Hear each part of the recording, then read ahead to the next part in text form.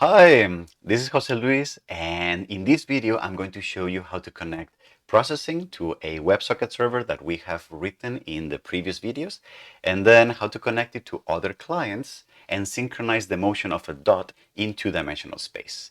So it's going to look something like this. So this dot that is animatable and is living on a web browser using P5.js. You have seen it in previous videos, but the contribution here on this video is a processing sketch that is living on my computer and that is connecting to the same WebSocket client, the WebSocket server, and where I can control the motion of the left sketch. And vice versa, I can use the left sketch, the one that lives on the browser, to control the motion of my local processing application.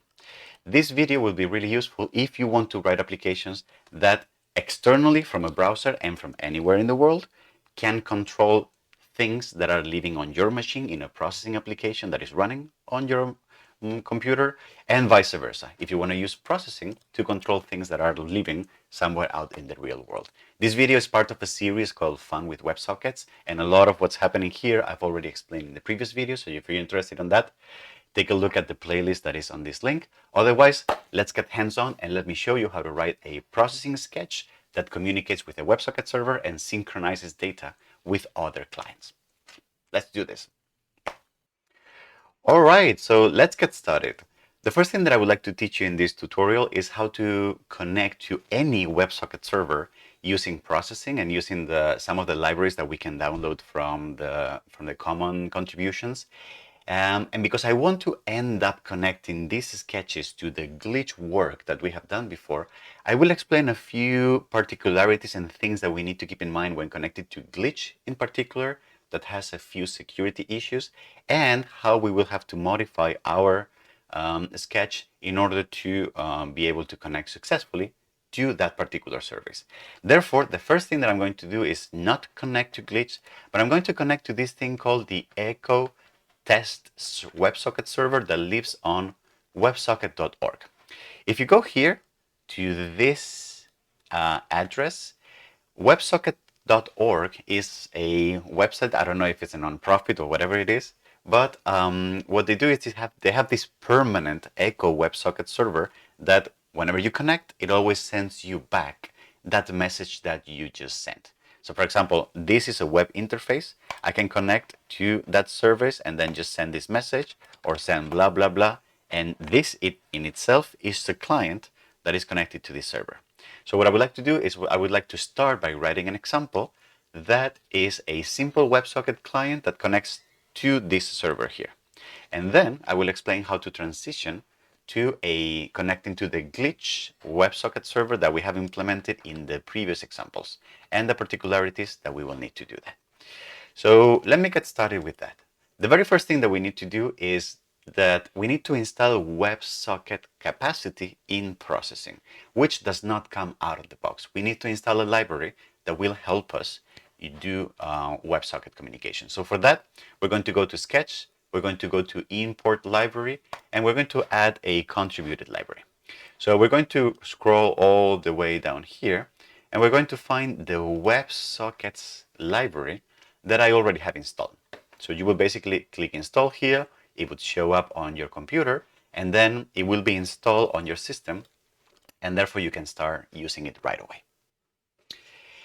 Well, and now that we have the library installed, then we can just write a very simple implementation of a WebSocket client. I always like starting by just creating the typical structure of a processing sketch, which is the setup function and the draw function. And well, if you are familiar with processing, you know that setup executes once at the beginning of the program and draw executes every frame. So the next thing that I'm going to do is, first of all, I'm going to import the WebSocket library so that it's available in the scope of my program. So I'm going to do that by importing WebSockets dot asterisk, which WebSockets being the library I just downloaded, and asterisk being all the classes that are contained inside of this library. All right. The next thing I'm going to do is I'm going to define a variable that is going to be my WebSocket client. So what I'm going to do is I'm going to define a new variable of the type WebSocket client, and I'm going to name it WSC, for example. All right, that's as simple as that. Then the next thing that I would like to do is I would like to use this this client to connect to the Echo server that I was explaining here before, the one that lives here on the cloud. The way I'm going to do that is I'm going to do that in my setup function because I only want to do that once at the beginning of the program. I don't want to do it every time I'm rendering a frame. So the way I'm going to do that is I'm going to say the WebSocket client is going to be a new WebSocket client object. That was a terrible spelling. WebSocket client object. All right. And then we could look at the documentation about what information the WebSocket client needs. But long story short, the first parameter that the WebSocket client needs is typically a reference to the processing sketch that is running the WebSocket client.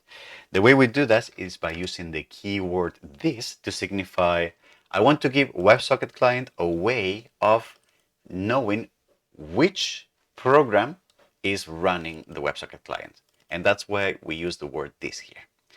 The second parameter that this library needs is the URL of the WebSocket server that we will be connecting to. In this case, we're going to use this, and I'm not entirely sure if, because this is a WebSocket secure server, I'm not entirely sure if this is going to work. We may need to take a look at that, but we will take a look at that later. Okay, and then the next thing that we're going to do is, in order to see if this works, well, let's see if this works. Let's see if it runs and if we get any errors. Are we getting any errors? My window is here. What is my processing window? It's somewhere here and I can't really move it. So let me make it bigger. Let me make it a little bigger so that I can move it around. And all right, and then it's here. It shows it's showing up on my other screen. And then it looks like I don't have any errors and things are fine. So it looks like I'm able to connect. So that is great. And then the next thing that I'm going to do is, right as I connect, what I'm going to do is I'm going to send a message to the WebSocket server. So I'm going to say, WebSocket client, send a message to the server saying, hi server, this is processing, for example. Okay. I'm going to say that, I'm going to send that. And I think what actually happened is that I can't really see that anywhere here on my console. I don't see the echo coming back, but that is because I have indeed sent the message, but I have not written anything in my program that is taking care of listening to what's coming back from the server. So what I need to do now is I need to implement some kind of handler of the fact that I may receive eventually messages from the server, and what do I do with them? The way we do that is by overriding the WebSockets WebSocket event function that takes as an input the message that is coming in. So long story short, when the WebSocket client is started, it looks for functions on my processing sketch that have the name WebSocket event, like this. And if they do, then the WebSocket client knows that whenever it receives a message from the server, it needs to execute that function with this message here. So therefore, we can customize what is going to happen every time we receive a message. And the most immediate thing is that I'm just going to print it to the console. All right. So now at this point, I think we should be able to talk to the server and receive stuff. So you see, I was able to print here, hi server, this is processing. Okay. And just to make sure that we are really good, so what I'm going to do is I'm going to create a function here, void mouse pressed.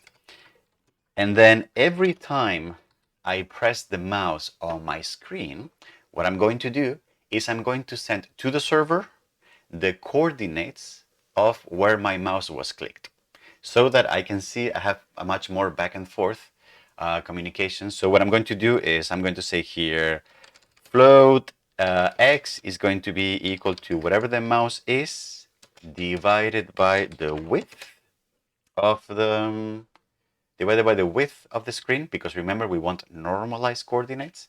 And then float y is going to be equal to mouse y divided by the height of the sketch. Again, because we want normalized coordinates. All right. Now that I've calculated the normalized coordinates of where I've clicked on the screen, what I would like is to convert that into a JSON object that I can send to my WebSocket server, Echo server. Because remember, that's how we exchange coordinates with the previous rig that we showed in the last videos. So processing comes with ways of generating JSON objects. So I can generate a variable of the type JSON object, for example, the JSON, and I'm going to call JSON, and it's going to be a object, a new JSON object. And then to the JSON object, I can add properties, like for example, let me say a float value that is going to have the key X, and it's going to be have the value of the X value that I just calculated. And I'm going to set another one, which is going to be set float, and it's going to be the value of lowercase y, and it's going to be that y value that I calculated before. And then what I can do is now I can send, whenever I click the mouse, I say WebSocket client send message, and then the message that I want to send is the JSON in string form. Because remember, JSON objects are a complex object, but when we exchange information between different processes, we need to convert that information into a string representation. So I'm going to remove this, and I'm going to see if this works. So I'm going to click here, and I am going to bring my screen, and then you can see that if I click here, I'm receiving back from the server 0, 0, which is not great. Here, another 0, 0, another 0, 0, another 0, 0. Okay, I made a very common mistake, which is the fact that this division here, because both numbers are integers, the result of this is an integer division. So what I need to do is just very simply say, well, I need to cast one of them to be a float. Okay, so I'm going to do that, and that should make the thing. So I'm clicking here, right, and you can see, indeed, I am getting the variable I don't know if you can see them on my screen, but I'm getting here normalized coordinates of where I am clicking on the screen. All right. So I think this is working great so far. So we have been able to send JSON objects with the coordinates of what I'm clicking on the screen to this standard public WebSocket server that is living in the cloud. Now, what we need to do now is, if I wanted to connect to my custom WebSocket server, what I would need to do is I would need to replace this WebSocket server here address with the one that I coded very recently in the previous videos, right? The problem is that if I do this, I'm going to get this error here.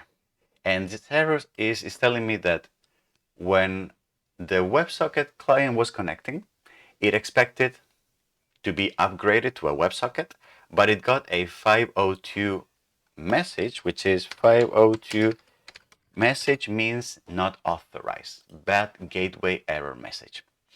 What that means is that Glitch is very particular about WebSocket connections, and in order to accept a WebSocket connection, the WebSocket connection needs to have a header that is called the user agent. All right. So the header, basically the client needs to identify itself as, am I Mozilla? Am I Google Chrome? Am I Safari? What the hell am I? And it needs to have that header on the request for Glitch to accept those incoming connections.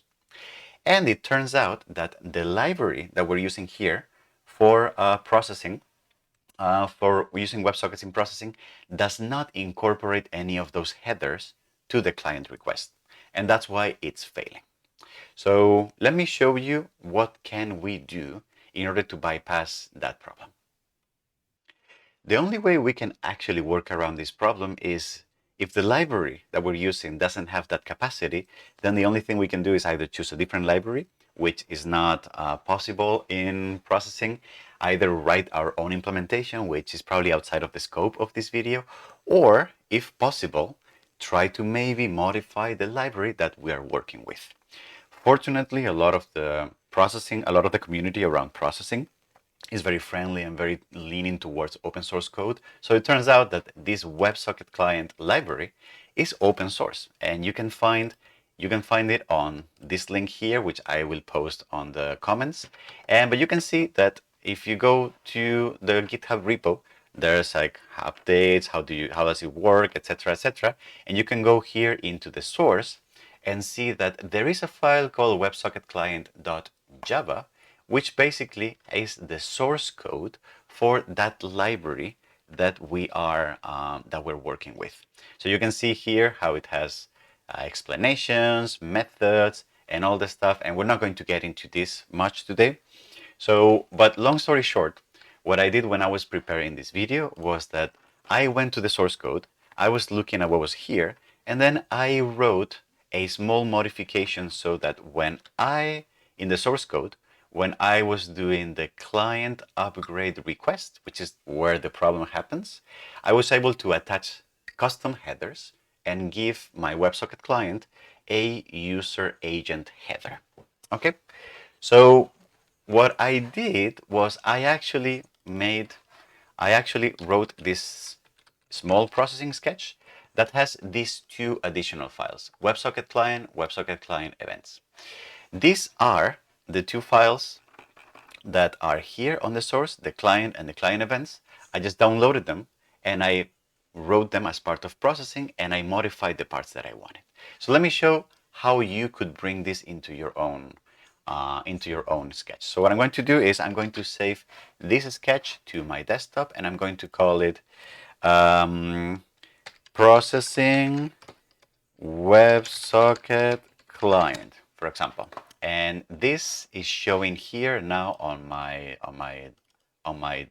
desktop. And what I'm going to do is, this is the file that I'm running here. So what I'm going to do is I'm going to take, and this is what I would like you to do if you want to follow this. I'm going to take these two files, which are the modifications that I did to the project, and then I'm going to drop them as part of the sketch here. What's going to happen is that they're going to show immediately, because I dropped them on the processing folder, they're going to show as additional tabs on my processing sketch. So now here I have a class that has the WebSocket client and have another class that has the WebSocket client event. So this is also needed for the library to work. All right, with my custom implementation, the one that I modified. Now, if I run this code, it's still not going to work because I am still using the WebSocket implementation that I downloaded from the library. So instead of that, what I need to do is I need to remove this import clause so that instead of using the WebSocket class that was coming from the library, it's now using the WebSocket class that is available as part of this one sketch. So that is a main difference. And if I now run this code, we still have the error, okay? We still have the error, it's still not connecting, because what I did was I added a new special constructor here. What is this? A new special constructor that accepts a list of headers as an option. This is so because I didn't want to just change the behavior of the library, because if this goes to the main project and it gets broadcasted to other people, if I change the behavior of the library, it may cause errors or problems on code that is already used by other people out there in the world. So it's typically when you modify a library, it's a much better approach to just add new features as opposed to modifying how the library works out of the box. So if nobody changes their code, the library will work exactly the same. However, I just added a new option to embed headers on the request. The way that works is the following. What I'm going to do is I'm going to create a new string list, which is going to be the headers. So it's going to be a list of strings. And then to this list of strings, I'm going to append a new header, which is going to be in this form. It's going to be a string. And then because of the requirements of glitch, the header needs to have what's called an user agent header. And the information that I'm going to pass in is going to be whatever, because actually Glitch doesn't care if it's Mozilla, Chrome, whatever. It's so long as there is a header, it's going to work. So what I'm going to do here is I'm going to say the user agent is going to be processing, for example. And then what I'm going to do is to the arguments, when I construct the WebSocket client, the last thing that I'm going to do is I'm going to add these headers as part of what I want to inject into my library, into my request. And that's it. So these are modifications that are specifically about this one flavor of the WebSocket client library that I made. So I'm going to execute this, and I believe it now should work. You see that I'm not getting any error messages. And then as I start clicking, you can see that I can exchange relative locations with the server. All right. And because I am connected to the simple WebSocket client server, etc., I believe that I'm actually ready to start controlling the tiny ball. So remember the P5 sketch in the previous videos? This one is connecting to the same server. Am I right? It is connecting to the same server, the simple WebSocket echo server glitch me, which means that if I do this server, both the processing and this are connected to the same place. So if I click here on processing, I am able to send coordinates to the WebSocket server, which are broadcasted to this other client. And if I click here on the left-hand side on the P5 sketch, you see that I'm getting also data coming into my processing sketch. All right, so na-na! I have been able to connect now two different sketches that live on different places in the world and are written on different programming languages to do the same functionality. With this one, I can control the motion of the ball on the left. And with this one, I can send instructions to the processing sketch about where this ball should be, which I'm going to record, which I'm going to implement in the next video. All right. Now, so if you want to replicate this on your end, as of the recording of this video, the only way to do that is by taking these two, by doing exactly what I just did. Taking these two files, adding them to your processing sketch. So downloading the WebSocket library because you need all these dependencies. And then taking these two classes, these two files with classes, adding them to your processing sketch, and then using the WebSocket client implementation that comes with this sketch. This is only if you need to connect to glitch.com. If you want to connect to other things, you can see that you can do it with the regular WebSocket client out of the box. And what I've also done is, because I made those changes to the GitHub repo, what I did was I created my own version of the WebSocket library. I made these changes and I pushed them to the original dataset, to the original repository via a pull request.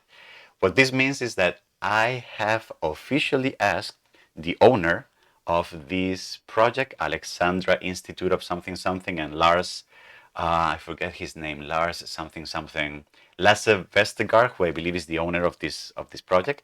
I have requested formally for these changes to be embedded into the official library, and by doing a pull request basically last night. So as of the recording of this video, these changes are pending to be embedded in the official library. So maybe if you're watching this from very far away in the future, the WebSocket client library that you download from the repository may already have these changes, but if they don't, just go to the code, to the source code that you will find on a link in the description of this video. You can find this example that we're working with and just take the two files, the WebSocket client PDE and the WebSocket client events, copy paste them onto your processing sketch, and then you should be fine to do WebSocket communication with a glitch server. All right. Wonderful. So this was processing. So let me just real quick on the next video write a processing sketch that also has the transitioning ball around, and then why do it in another video? Why just not? Let's just do it on this video. We're going to do it on this video real quick. The way I'm going to do this is I'm going to be inspired by the implementation that I did for the P5.js, because the P5.js and processing are very, very similar. It's just that one is Java, the other one is JavaScript, but they're basically like sister projects because they want to be very similar in the way things are written. So I'm just going to start like basically copy pasting a lot of stuff. So I'm going to do global parameters are going to be these things here, and it's also going to be a variable of type float that is going to be easing speed. Remember that Java is strongly typed, whereas JavaScript is not. And then for Java is not so good at objects, or they're not so easy to work with as they are with JavaScript. So what I'm going to do here is instead I'm going to use a p vector as a variable called pose, and then this is going to be a new p vector object. I don't think, can I do this here in the constructor? Can I construct things outside? Yes. And then here for p vector, I'm going to write another one, which is going to be it's going to be the target, right? So I'm going to use those two variables as containers of the x and y of where I am and where I want to be. Now, this is going to remain the same. And then I'm just going to do like a little bit of like background black, and then no stroke. These are identical in P5 and in processing. And then for the draw function, what I'm going to do is I'm basically going to copy paste this here. This is going to be the same thing. So fill, this is going to be this transparent fill that is going to be fading out the animation. I'm going to draw the circle wherever it is with these coordinates. And then I'm going to, I think this is also going to work right out of the box. So I'm going to ease the position into the target. So every frame, I'm going to make whatever I want to be, I'm going to approximate that to wherever I am. If you don't know what is going on here, just watch the previous videos where I did this implementation. And now what I'm going to do is whenever mouse is pressed, I'm going to set the target. So actually I can also pretty much write a very similar function here. For example, void set target, and that's going to be float tx, float ty, and therefore whenever somebody calls this, what I'm going to do is that target is going to be a new vector with coordinates tx and ty. That's it. All right. And then maybe just because I want to be a little more consistent with this, I'm going to also create this other function called send target to server. And then what I'm going to do here is I am going to position. Wait. So target is going to, so position is going to be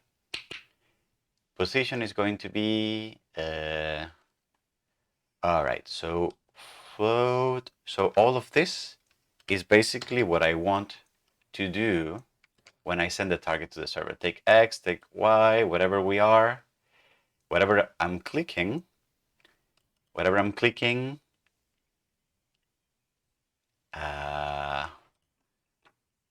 I press the mouse, I want to set the target to mouse X and mouse Y. Okay, and then what I want here is to change target X, all right, and target Y, okay, and normalize them. So normal X, normal Y, and normal X and normal Y. So that target is always on pixel coordinates, and so the target is always in pixel coordinates, but what we send to the server is in normal coordinates. So when I press the mouse, I want to set the target to this value, and I also want to set that target to the server. All right. And I think this might be enough. So let me just double check. So I'm going to run this. We have this here. This. May I need to reconnect this person? All right. Okay, so nope. Okay, so processing is controlling this one, but P5 is still not controlling processing. And this is because when I receive a WebSocket event, I am not doing anything with that. So I'm not taking the data that is coming in, and I'm using that to move my target. So what I need to do is something like I did here.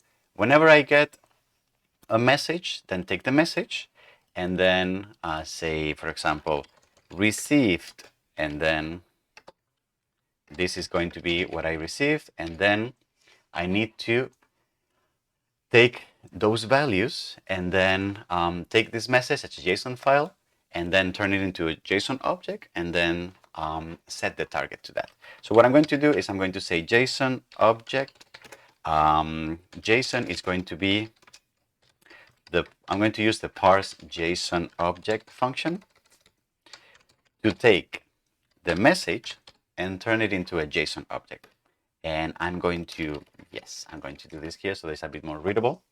And then what I would like to do is I would like to say the tx is going to be equal to getting from the JSON object a float value that corresponds to an x key. From y, I'm going to take JSON.getFloat. So I'm going to read from the JSON object a parameter that has a key of y. And this is going to be translated into a float object. And then once I have that, now I can say set the target here. Well, I will need, this is important, because this is coming in normalized coordinates, I will need to multiply this by the width of the screen. And then here, I will need to multiply this by the height of the screen. And once I have those two values, then I can just set the target on this sketch to tx and ty. And let me see if this works. So I'm going to run this code. This is the screen. So processing is controlling P5. Now, is P5 controlling processing? Yay! So we're receiving that. Yoo-hoo! Wonderful. So that's it. So this is great. So with this, we have been able to now write an implementation that coordinates the motion of two objects that are living on different platforms or different computers. And they are on my computer right now, but this could be controlled by anyone else with a different machine. And especially both of them living in different programming languages. So one of them is processing and the other one is P5.js, which are very similar, but they are actually completely different sketches. Okay. So that was great. So I think this is probably enough to make a case about coordination between different platforms. And I like how symmetric and how homogeneous these two implementations are actually. P5 and processing are just wonderful projects. I love them very, very much. Wonderful. So in the next videos, I'm going to keep trying connecting the dots, very literally connecting the dots by connecting the P5.js or processing or whatever with other platforms and other programming languages and other systems. Okay.